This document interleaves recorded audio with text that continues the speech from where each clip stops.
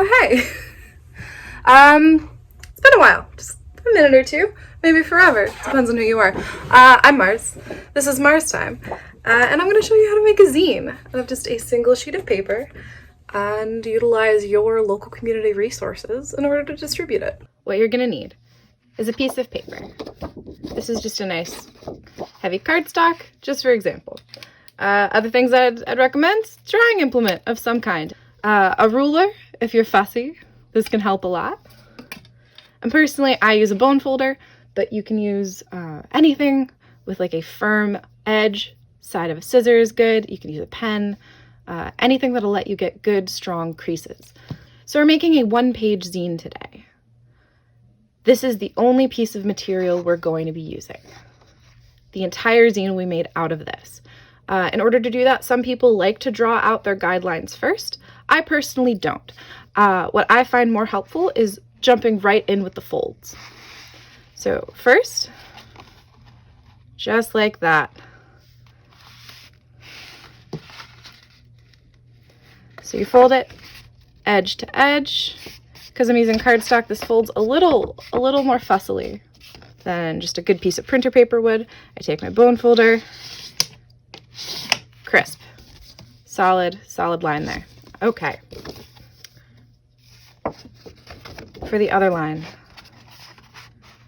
we do it the other way. Line up corner to corner. When you get those right angles squared away, is when you can be the most confident that your lines are going to hold straight. And then hold your paper tightly to maintain that straight edge. Up. And I like to fold and indent with my fingers first and then go over with the bone folder, because in the initial finger pressing fold, sometimes you'll make mistakes. And if you've done those initially with the bone folder, it's a lot harder to come back from those. The crease, the seam is a lot harder, it's more rigid, it's more crisp. The odds of being able to refold it are much lower. So you don't necessarily have to do this in the order that I have been doing it. But then we fold in the sides. The shape that we are aiming for here is one long line down the middle and then 4 separate sections here. And each one of these boxes is going to create a page.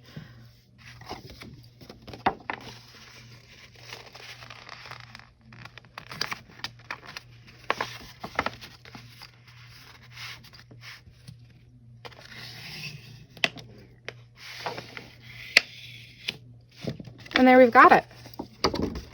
This is our zine. Now you can go back and you can fold all of these in the other direction too. That makes more of, I would say it changes it more from just a crease to more of a hinge sort of situation here. Now I'm going to get a sharp, and we are going to split this middle line, and that'll allow us to fold it.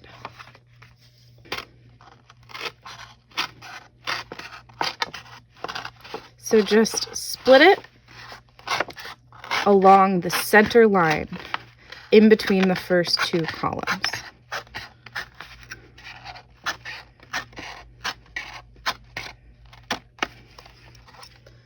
So it's like this.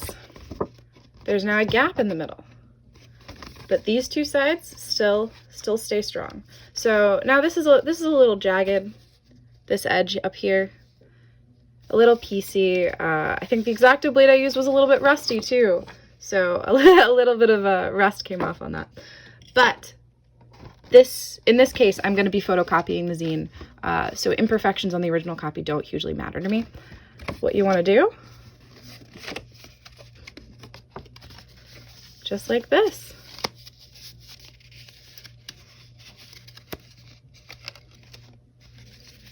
So what you've created is a 1, 2, 3, 4, 5, 6 page zine with 2 cover pages. So now let's figure out a design for this bad boy.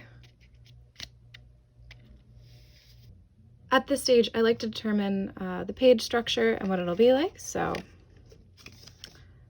let's see where I like the fold. Because this is cardstock, the folding can be a little fussy, but I do find that a fold along the center line tends to yield a good result. So I do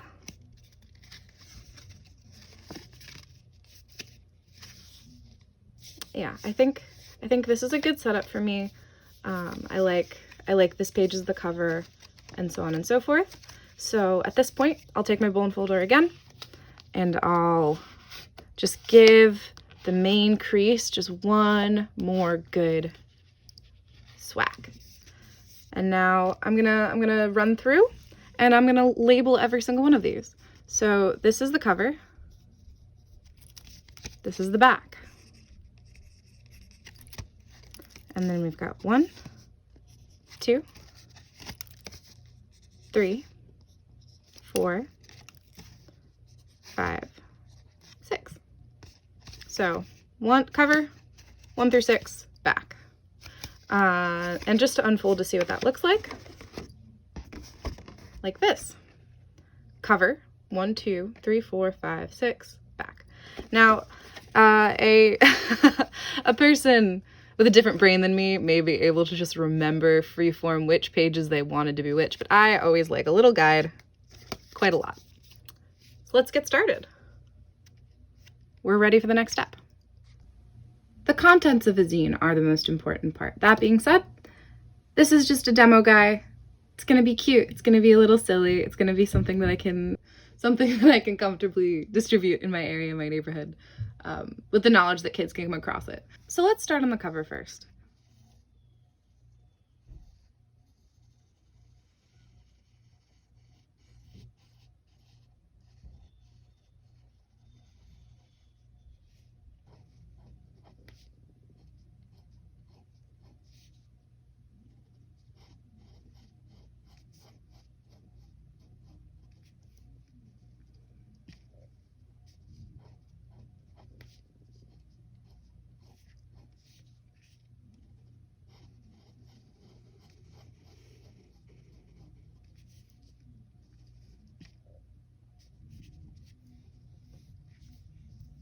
So I'm going to breeze through a couple of pages, and I will come back and I will show you what we've done. I think I finally got this to a place that I'm happy with. It's ended up sort of being a little neighborhood zine, which I think, given that I'm distributing it in the neighborhood, I think that's fine. So Neighborhood Happenings of West Mount Airy, which is the lovely, wonderful neighborhood that I happen to be able to live in. So we've got cute little snail on the cover. We've got raccoon eating your trash that could have been composted, but this nasty little bastard here. We've got some free love worms. Onto the other pages, we've got a beetle going about their business, a frantic squirrel, a happy toad, fox. And then the final page, just the back cover is just a little plug for Ded Sullivan. Oop. And I forgot to erase the bit where it says back on the back cover. Now, I'm not really taking ownership of this piece. This is a zine that I'm sort of releasing into the neighborhood. I'm sure there are people out there who will see my name and recognize my art and know that this is me. That being said, this is an anonymous piece that I'm engaging in. So let's put it all together. This is what it looks like. Neighborhood Happenings of Mount Airy. But how do I take something like this, which is a physical piece, and make an exact duplicate of it? Well, old school with a copy machine. All right, let's go on an adventure. Now, I'm lucky enough that my local co-op is just a couple of blocks away. It's one of the oldest co-ops in the country. And there's a photocopier there that I can use.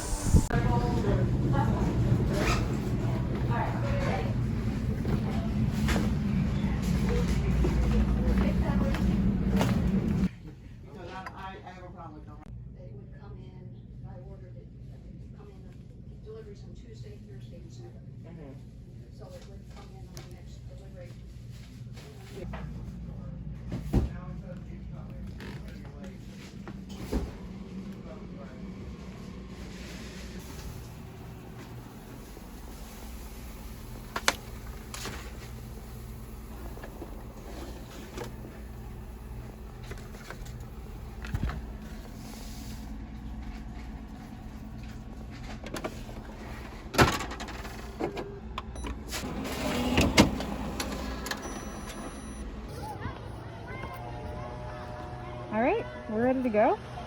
Next up, let's find a place where you can cut and fold these all.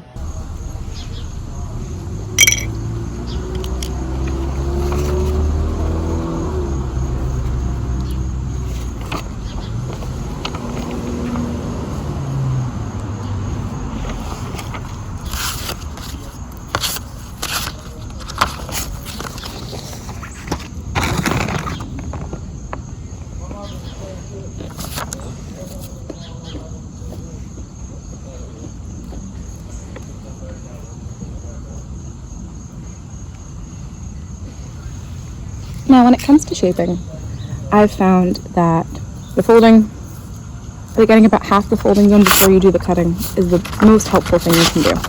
So, line it up, edge to edge, corner to corner, just like last time. I'm not using my bone folder here because I'm not on a flat surface, so it seems a little unnecessary. Now, did this photocopy perfectly? No. Did I expect it to? Also no. That's one of the beauties of it. This kind of creation doesn't need to be perfect, and in fact, oftentimes looks better and feels better to create when your additions aren't perfect. The kind of uniqueness you make in something based off of a photocopy. You know? The fact that this is a copy just like any other, but this particular edition is a little bit off, or this one's cut a little bit strange, or I folded this one wrong. That's what makes it unique. That's what gives it its character. There's no real way to mess up something like this. There's just a different interpretation. I've folded it in the same manner as the original, scored all of the crease lines, and then I folded it this way, and I cut down that line. And now it's ready for folding, and I'm gonna cut and fold all the other ones, and I'll be right back.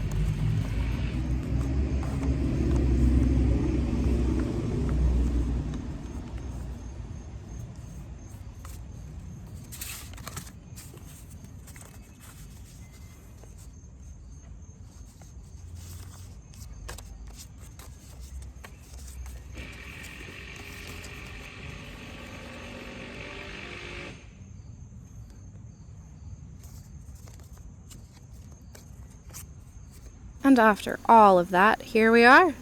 This is the original. Still got a little pencil on it, Sharpie. It's a nice piece of cardstock. And now we've got all of the copies. Printer paper, perfectly folded. I forgot a marker, unfortunately, so I can't addition them. But that's okay, this is just a quick little guy. Now this park specifically happens to have a little free library, so I'm going to tuck one of these on in there. And we move along, let's find another. Oftentimes, at the base of a sign like this, I would tuck one in between those, just down between those rocks over there, but unfortunately, it does appear to be rain in the forecast today, so carry on. Well, I got caught in the rain, but I managed to hit a couple other little libraries. I stapled a few to sheltered bulletin boards, and I'm going to hang on to the rest to hide away in the next couple of days as the sun comes out. I like to put them places that are visible so people can stumble upon them really easily. That's the joy in this kind of art, is the moment of discovery. That's what it's all about. I hope you learned something. I hope you had fun. I'll see you again soon.